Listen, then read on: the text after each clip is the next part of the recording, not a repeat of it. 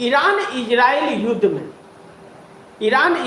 युद्ध में छोड़े गए 1914 ड्रोन, 429 मिसाइल जमीनी जंग के लिए तैयार। ईरान जमीनी जंग के लिए जब ईरान तैयार हो चला है, तो क्या अमेरिका पार पाएगा?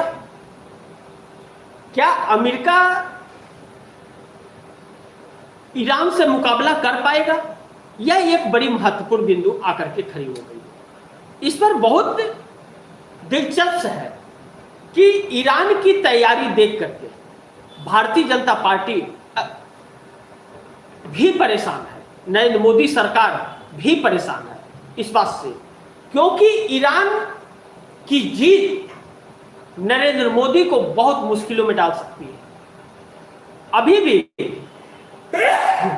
माफ कीजिएगा, अभी भी नरेंद्र मोदी को विश्वास है कि अमेरिका जीत जाएगा। अमेरिका और इजराइल के साथ खड़ी हमारे देश की सरकार जिस कदर खड़ी है, देश उस चपेट में आ गया है बेरोजगारी और भुखमरी के। लेकिन मोदी सरकार को कोई फर्क नहीं पड़ रहा है और मोदी सरकार लगातार इस युद्ध में अमेरिका के साथ खड़े हैं। अब देखना यह होगा कि ईरान जिस तरह से हावी हुआ है और ईरान जिस राह पर निकला है, ईरान के चुनौतियों का सामना न तो इजराइल और न तो अमेरिका कर पा रहा है। लेकिन जिस तरह से अमेरिका इस जंग में उतरने का ऐलान कर रहा है, वह इस बात का संकेत जरूर मिल रहा है कि इसमें रसिया और चाइना की एंट्री कभी भी हो सकती है। और रसिया और चाइना की एंट्री इसके अंदर अगर हुई तो वह थर्ड वर्ल्ड वॉर की तरफ अग्रसित हो जाएगा, क्योंकि कहा जा रहा है कि 56,000 सेना को उतार दिया है ट्रंप ने। 56,000 सेना के मुकाबले 10 लाख सेना ईरान ने उतार दिया है। कैसे मुकाबला होगा यह वक्त बताएगा। लेकिन अब यह जो युद्ध है एक नए मोड़ पर आ गया है और इसका सामना कर पाना इतना आसान अब अमेरिका के लिए भी नहीं है। सांसें बहुत सी देशों की अटकी हुई हैं, लेकिन इसका सीधा असर यह दिख रहा है कि रसिया और चाइना जिस तरह से इस युद्ध के अंदर ईरान का समर्थन कर रहे हैं।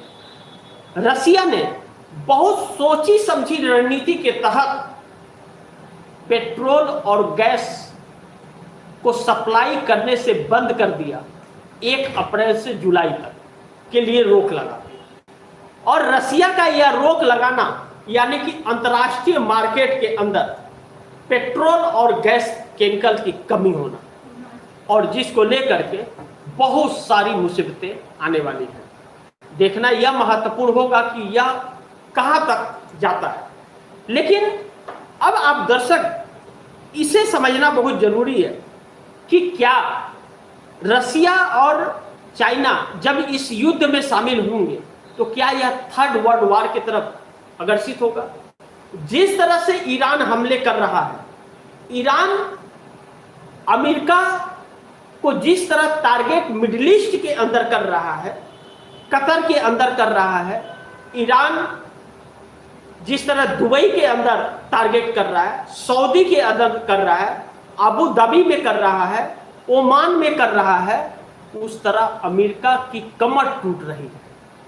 जिस दिन यह युद्ध समाप्त होगा और इसका आकलन होगा, उस दिन ट्रंप का जीना दुश्वार हो जाएगा। नवंबर महीने के अंदर चुनाव है अमेरिका में। ट्रंप को चुनाव अगर जीतना है तो बहुत बड़ी उपलब्धि हासिल करने पड़ेगी, वरना ट्रंप कुर्सी से हटा दिए जाएंगे। देखना यह महत्वपूर्ण होगा कि अब आगे यह युद्ध किस मोड़ पर जाता है। लेकिन लगातार इस युद्ध में जो सफलता हासिल ईरान कर रहा है, वह सफलता इस बात की गवाही दे रही है कि ट्रंप बड़ी बेआबरू होकर के इस युद्ध से जाने वाले हैं, क्योंकि अब ईरान को भरपूर सैटेलाइट का सहयोग कर रहा है रसिया। रसिया ने खुलकर कह दिया हाँ हम सपोर्ट कर रहे हैं। रसिया वह सारे टारगेट तय कर रहा है, वह सारे लोकेशन शेयर कर रहा है, हर चीज शेयर कर रहा है। चाइना बहुत सारे हथियार दे रहा है, रसिया भी हथियार लगातार ईरान को दे रहा है, खुलेआम दे रहा है और कोई उसे रोक नहीं सकता। अब महत्वपूर्ण यह है कि क्या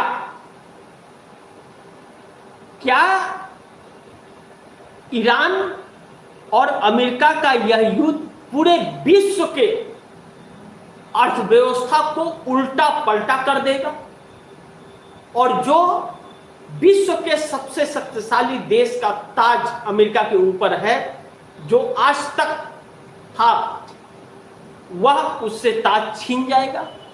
ताज बचा पाएगा अमेरिका? इस बात पर शक